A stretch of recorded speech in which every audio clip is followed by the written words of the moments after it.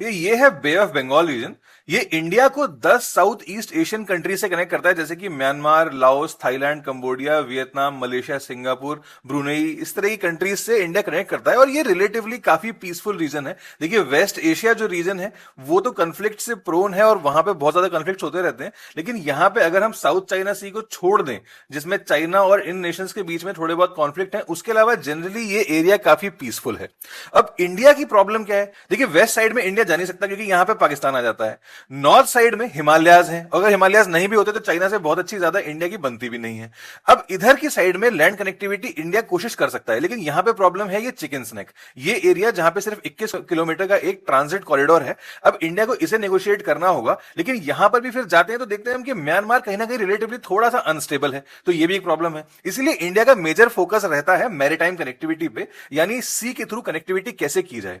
अब इंडिया के लिए ये एरिया काफी इंपॉर्टेंट है और ग्लोबल ट्रेड के लिए भी काफी इंपॉर्टेंट है, क्योंकि सबसे पहली बात तो देखिए यहां पे है ये मलक्का स्ट्रेट, जिसमें है मलक्का डायलेमा। ये एक चोक पॉइंट है जो चाइना के लिए तो बहुत ही ज्यादा इंपॉर्टेंट है। दूसरी बात, इंडिया के लिए इतना इंपॉर्टेंट ये इसलिए भी है क्योंकि यहां पे अंडमान है, और अंडमान इंडिया के काफी स्ट्रेटेजिक आइलैंड्स हैं। ये एक वीक पॉइंट भी है, और अगर यहां पे कोई भी नेशन कोई भी एक्टिविटी करता है तो इंडिया उसके ऊपर काफी स्ट्रिक्ट रुख अपनाता है।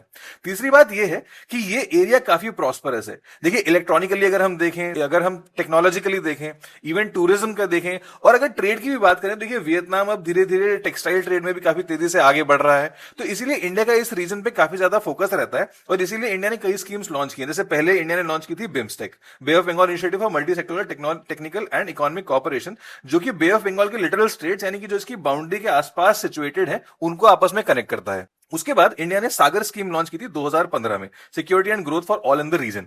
ये स्कीम बेसिकली कोशिश ये करती है कि एक तो कनेक्टिविटी को स्ट्रांग करे इन रीजन्स के साथ में, दूसरा डिजास्टर रिलीफ में हेल्प करे, जैसे सुनामी आई थी तो ऐसे में डिजास्टर में कोऑर्डिनेट किया जा सके और ह्यूमैनिटेरियन रिस्पांस दिया जा सके। अगर किसी तरह की पायरेसी के ऑपरेशंस यहां पे होते हैं जो शिप्स के लिए होते हैं, तो उसमें भी आपस में कोऑर्डिनेशन करने की यहां पे प्लानिंग है। उसके बाद 2025 में इंडिया ने यहां पे लॉन्च की महासागर स्कीम, जिसका ये फुल फॉर्म है। महासागर स्कीम इंडिया को सिर्फ इंडियन ओशन तक ना लिमिटेड रख के इंडो पैसिफिक रीजन और उसके अलावा जो साउथ एशियन रीजन है इससे कनेक्ट करवाती है।